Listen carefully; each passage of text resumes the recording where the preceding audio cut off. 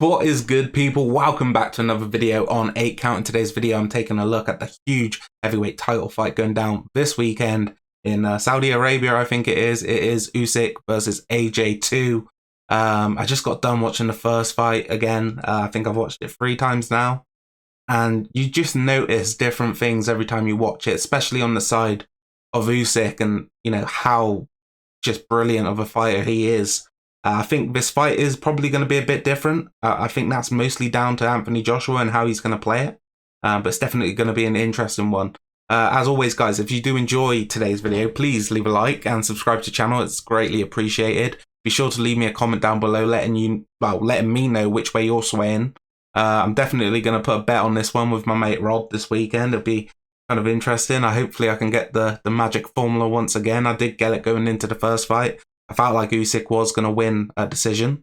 But I think it was kind of important to see towards the end of the fight, he almost had Anthony Joshua out of there in that last, the 12th and final round. So it's going to be a hard one to pick once again. But let's just get into it, guys. Here's the tail of the tape, kind of. I know I'm blocking out part of it. I do apologize. Kind of similar in age, 3-year age gap. And in terms of experience, I think it's kind of a weird one because I think Usyk's amateur experience far outweighs the sort of advantage which AJ has in professional. But it's an interesting one. I think the first fight was so fascinating. Like I said, each time you watch it back, you notice so many different things. I wrote down some notes this time, so I'm going to kind of go off them and talk about how I felt about the first fight. I'm going to start with Usyk because he was just phenomenal in my opinion. I think a lot of people think AJ had an off night, but I don't think they're giving enough credit to Usyk because he was phenomenal. I'm going to start off with the footwork because I think it's a combination of the footwork, the lead hand, the head movement, and that kind of led to the demise of Joshua in this fight. For me, the footwork, it was so impressive. I think it all starts with the front foot battle and how Usyk was kind of able to dominate that. I can't remember one time in which I was looking at the feet and Joshua had his, lead foot on the outside of Usyk's and was kind of dictating the fight. But Usyk was constantly doing this, and it wasn't like he was looking down and thinking about it. He's just so advanced in his footwork, and it was so impressive. With that lead foot sort of advantage, he was able to turn AJ a lot, and AJ wasn't able to set to throw strikes, which was making it very difficult for AJ, especially early on. And he's also able to dictate the range. A lot of the time they would be in the center and it would be AJ the one backing up. And I think, it really suited Usyk. I think when you saw a bit later on in the fight, where it looked to me like he was probably taking a round off here and there, AJ did have more success when he was backing him up. So that was an interesting one. The lead hand was another thing for me. For me, Joshua's always been a guy who, the fights suit him when he can get opponent kind of intimidated by his power and he's able to dictate the range and kind of fire away with the jab and, come with the right hand behind it. He wasn't able to do that in this fight, and I think that's down to the lead hand of Usyk, who, if you're an MMA fan, he's very similar to Volkanovski in a way. I think he's like a variation potentially of Dominic Cruz and Volkanovski, but a southpaw heavyweight. So yeah, it's a bit of an interesting one. But that lead hand was so important because he was able to set so many traps with it where, a couple of times he would just touch the Joshua lead hand and Joshua would kind of feel quite safe, and then all of a sudden he'd spring off it and fire that left hand behind it, catching AJ. He was also able to freeze him a lot. He was able to freeze a lot of the offense with Joshua because Joshua is someone who likes to fight behind the jab, and he took that away like it was nothing, in my opinion. I think Joshua, I guarantee this is one of the fights he's thrown one of the least amount of jabs which have gone the distance because he was just nullifying it straight away before the jab could even get out. He was kind of blocking it and with the lead hand. And I think that's really important because it's such a big part of AJ's game.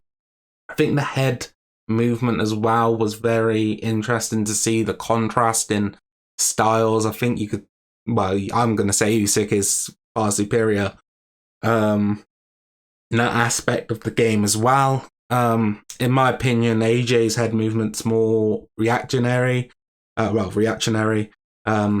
in the way that he is only using his head movement to kind of respond to strikes. So when he's seeing a strike coming, he's moving off the center line. Whereas, Usyk, he's doing a lot more. He's using it offensively as well as defensively. Defensively, he is moving off the center line. Combined with his footwork, it makes him a really hard target to hit upstairs. But it's offensively as well. You never see him kind of just, head on the center lines while he's firing all the time. Whereas I got a Premier League email by the looks of it. I do apologise for that. But yeah. Whereas Usyk is someone, when he's coming forward, his head is constantly moving. And they give AJ nightmares, I think, because he struggled to find him early on so much. And I think later in the fight it got. I feel like Usyk was more willing to trade with Joshua. In my opinion, AJ, he kind of had Usyk in trouble sometimes. I think when Usyk was kind of, overextending, entering the pocket, he was able to catch him with a couple, nice straight right hands. And I'm not sure if AJ ever really had him truly hurt, but I think he buzzed him a couple times in the fight.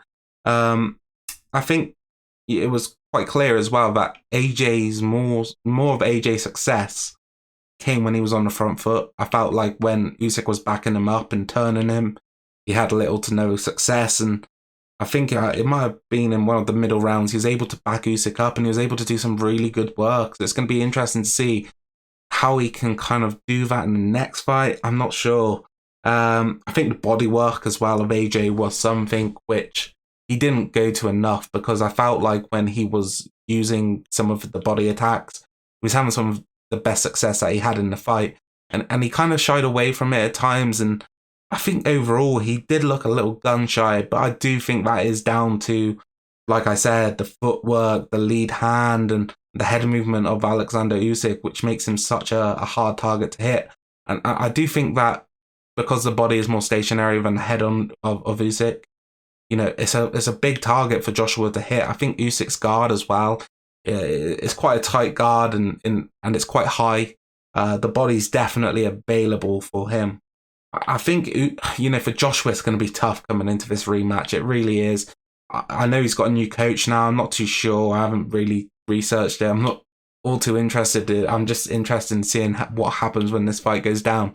For me, one of the clear things which is going to happen, he's going to kind of have to, not rely on the jab as much. I think in a southpaw orthodox matchup, he's going to have to use that right hand almost like a jab, and he's going to have to use it to set up other attacks and, different opportunities, because Usyk's going to take the jab away straight away, in my opinion. I think the lead hand is so important to him, and I just don't see a world in which, Joshua is able to kind of get the jab going. Maybe if he gets Usyk backed up and he can generate that space, then maybe the jab's going to be there, but I do find it hard to see.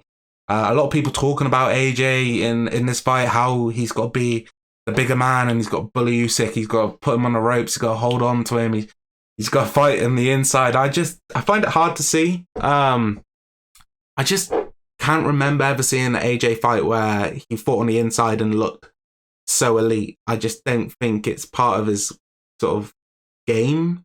It's going to be interesting to see whether it's going to be a key part of his game, because I think he would have had to improve quite a lot to get to a position where he can be an inside fighter and he can beat Usyk on the inside. I think it's going to be very hard for him. But I don't think it's impossible. I think AJ's going to have a tough time on his hands in this fight. And I think it's all about how he sets up, because if he sets up how he did in the first fight, which I really don't think he's going to do, I think the outcome is going to be very similar. I do think this fight's going to be very different. I do think, it's going to be a hard fight. I just find it so hard for Joshua. I'm a big fan of Usyk. I've never been the biggest Joshua fan.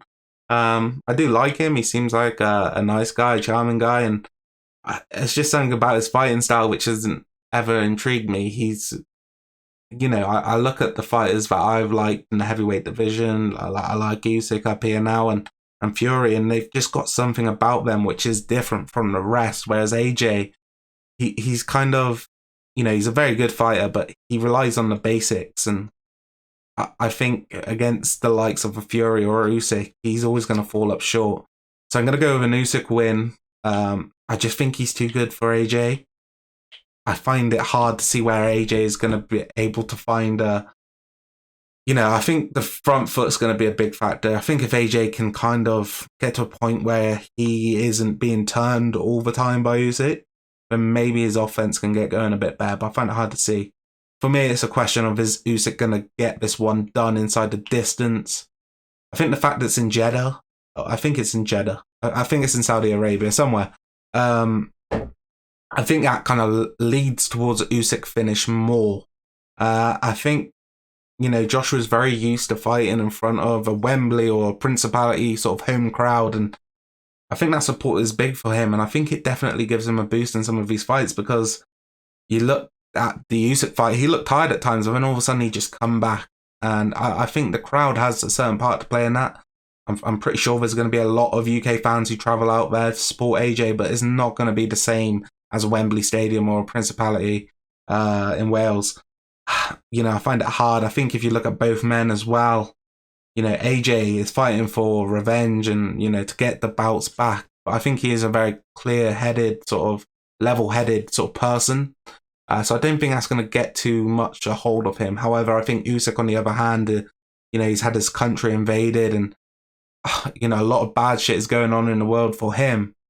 But he's taken the time to take this fight. Is that going to play into his favour or not? Is his head going to be in the right headspace? Is he going to use that as motivation? Or is it going to pressure him? And it makes it hard, but I think he's going to take it as motivation. And I think the fact that, he's not in the front of a home Anthony Joshua crowd is going to suit him. I think he gets the finish late on. I think it could happen anywhere inside of the second half of the fight. I'm going to go with an Usyk finish between 9 and 12. I think he gets it done late, and I think it's going to be an extraordinary fight. I think it's going to be interesting to see how AJ is going to turn up, because we just don't know. But it's going to be super interesting either way. I cannot wait for it. Let me know who you are leaning towards. It's okay if you're a fan of either guy. I just want to know, if you're thinking with your head, who do you think is going to win on Saturday night? As always, guys, thank you for watching. If you are an MMA fan, be sure to go and check out my UFC 278 picks, which are already up on the channel. I hope you have a great weekend, and if you are drinking, drink responsibly. And I'll see you next week, where I'll probably be doing a reaction to this fight, if that's something you're interested in. I'll be doing a reaction to the UFC as well, maybe the PFL and BKFC, but we'll have to wait and see. Thank you for watching. Like I said, leave a like if you enjoyed, subscribe to the channel, and I'll see you next time. Peace out.